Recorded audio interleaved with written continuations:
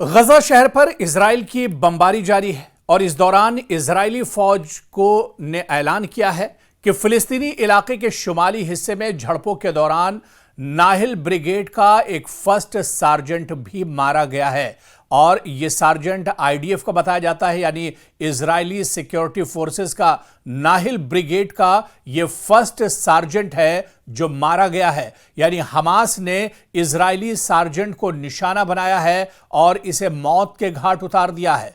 तो गजा के अंदर अब इजराइल की मुश्किलें लगातार बढ़ती जा रही हैं। लगातार आईडीएफ के जवान, इजराइल के जो सिक्योरिटी फोर्सेस के जवान हैं, उन्हें निशाना बनाया जा रहा है और इस सार्जेंट को इस स्नाइपर ने दरअसल जो शार्प शूटर होते हैं उन्होंने निशाना बनाकर इसे मौत के घाट उतार दिया है।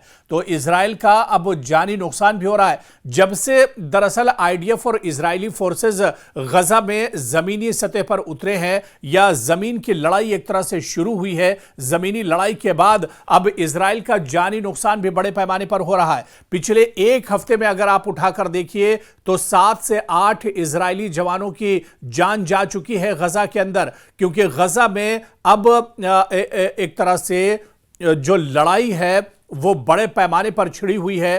बड़े पैमाने पर एक तरह से इजराइल की तरफ से इस तरह के हमले किए जा रहे हैं, लेकिन इस लड़ाई में इजराइल को भी अब जानी नुकसान उठाना पड़ रहा है। और पिछले एक हफ्ते में जिस तरह से हमने बताया कि इजराइल के कई सिक्योरिटी फोर्सेस, आईडीएफ के कई जवान मौत के घाट उतार दिए गए हैं, कई यहूदियों को एक तरह से मारा गया है। जो यहूदी सिक्योरिटी फोर्सेस हैं उन्हें अपनी जान गंवानी पड़ी है। यानी अब इजराइल का जानी नुकसान भी बड़े पैमाने पर गजा में हो रहा है। लेकिन इससे पहले गजा की मौजूदा सूरत हाल क्या कुछ है उसे भी जानना होगा, क्योंकि गजा पर मुकम्मल कंट्रोल हासिल करने के लिए अब इजराइल ने अपने हमलों में तेजी लाई है।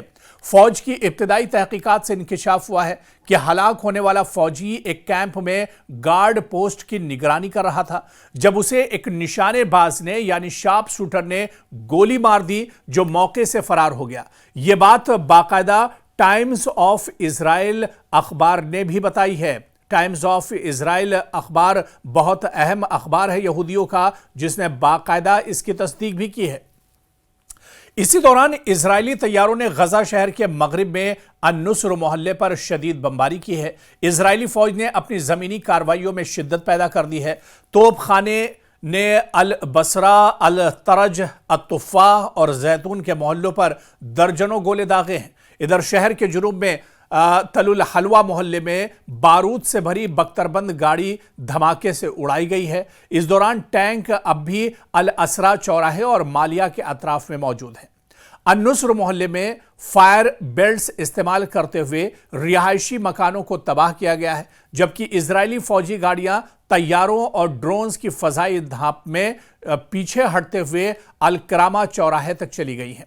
गजा की पट्टी के जुनूबी शहर रिफा में इजरायली फौज ने उन फिलिस्तीनियों को निशाना बनाया जो एक फौजी राहदारी के करीब इमदादी सामान के इंतजार में खड़े थे, जिसके नतीजे में जानी नुकसान हुआ है। वस्ती इलाके में 20 फिलिस्तीनी अपनी जानों से हाथ धो बैठे हैं। अल जावेदा कस्बे में एक रिहायशी मकाम पर बमबारी में मजीद 3 अफराद जाँ बहक हुए हैं। इमदादी टीमें अब भी मलबे तले लापता अफराद को तलाश कर रही हैं।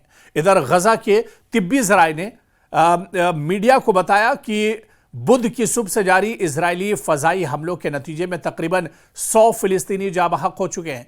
इनमें निस्फ का ताल्लुक गजा शहर से बताया जाता है। तो इजरायली सिक्योरिटी जराये ने बुध के रोज बताया था कि इजरायली जमीनी हमले ने गजा शहर के लाखों फिलिस्तीनियों को फरार होने पर मजबूर किया है, जहां सिर्फ एक दिन में ही हजारों अफराद ने शहर छोड़ दिया है।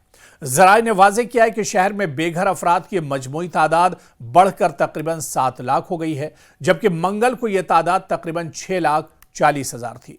यह बात भी काबिल जिक्र है कि कि हमले से कबल गजा शहर में तकरीबन 10 लाख फिलिस्तीनी रिहाइश पजीर थे।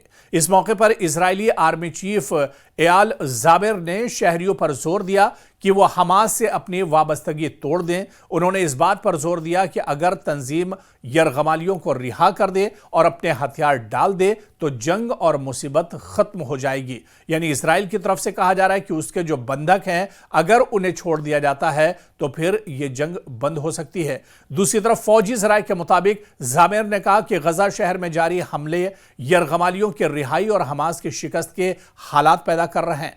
दूसरी जानिब इजरायली यरगमालियों के लवाहिकीन ने हमले के बढ़ने के साथ साथ इनकी सलामती पर बढ़ती हुई तशवीश का भी इजहार किया है। अब भी तकरीबन 45 इजरायली जो बंधक हैं वो गजा में कैद हैं। इजरायली अंदाजों के मुताबिक इनमें से तकरीबन निस्फ मर चुके हैं और कुछ ही एक तरह से जिंदा बचे हुए हैं। लेकिन बड़ा सवाल यह है कि अब लगातार इजराइल अपने हमलों में तेजी ला रहा है। एक तो मशरिक़ वुस्ता पर पूरी दुनिया में तशवीश पाई जा रही है। मशरिक़ वुस्ता में जो इस्लामी ममालिक हैं उन्होंने डोनाल्ड ट्रंप के साथ भी मुलाकात की है और इस जंग को रोकने के लिए एक तरह से कवायद शुरू की है। लेकिन दूसरी तरफ इजराइल अपनी नापाक हरकतों से बाज नहीं आ रहा है। इजराइल लगातार गजा पर बम बरसा रहा है, मिसाइल गिरा रहा है और जिससे सैकड़ों अफराद डेली मारे जा रहे हैं, सैकड़ों मासूम बच्चों का कत्ल डेली किया जा रहा है। लेकिन इस बीच इसी गजा में कहा जा रहा है कि इजराइल की कब्र खुद रही है और इजराइल खुद अपनी कब्र खोद रहा है, क्योंकि इजराइल के जो सिक्योरिटी फोर्सेस के जवान हैं उन्हें अब अपनी जान से हाथ धोना पड़ रहा है। और आप देखिए कि कोई दिन ऐसा नहीं है जिस दिन इजराइल के फौजियों को मौत के घाट ना उतारा जाता हो। हालांकि इजराइल के फौजी इतनी बड़ी तादाद में नहीं मारे जाते हैं, लेकिन फिर भी इजराइल का जानी नुकसान हो रहा है। और जिस तरह से घात लगाकर हमास की तरफ से ये हमले किए जाते हैं, इन हमलों में इजराइल को बड़े पैमाने पर जानी नुकसान उठाना पड़ रहा है। और हालिया दिनों जिस तरह से इजरायली सेना का जो सार्जेंट है वो मार गिराया गया है और इस दौरान इजरायली फौज ने बाकायदा फिलिस्तीनी इलाके के शुमाली हिस्से में झड़पों के दौरान नाहिल ब्रिगेड का एक फर्स्ट सार्जेंट मारे जाने का भी ऐलान किया और उसकी तस्दीक की है। और फौज की इब्तिदाई जो जांच पड़ताल हुई उससे भी ये इंकिशाफ हुआ कि हलाक होने वाला जो फौजी था एक कैंप में गार्ड पोस्ट की निगरानी कर रहा था, जब उसे एक शार्प शूटर ने निशाना लगाकर उस पर गोली मारी, जो मौके से फरार हो गया। लेकिन जो सार्जेंट था उसने मौके पर ही दम तोड़ दिया और इसकी बाकायदा जानकारी और जो तस्दीक है वो खुद टाइम्स ऑफ इजराइल अखबार ने की है। तो कहीं ना कहीं गजा के अंदर इजराइल को भी परेशानियों का सामना करना पड़ रहा है। और जब से जमीनी पेशरफ्त शुरू हुई है, जमीनी लड़ाई इजराइल ने शुरू की है, उसके बाद से ही हमास भी एक तरह से एक्टिव हो गया है। हमास की जो सिक्योरिटी विंग है वो लगातार एक्टिव हो गई है और हमास का कहना है कि अगर इजराइल पीछे नहीं हटता है तो इसी गजा में इजराइल की कब्र खोद दी जाएगी।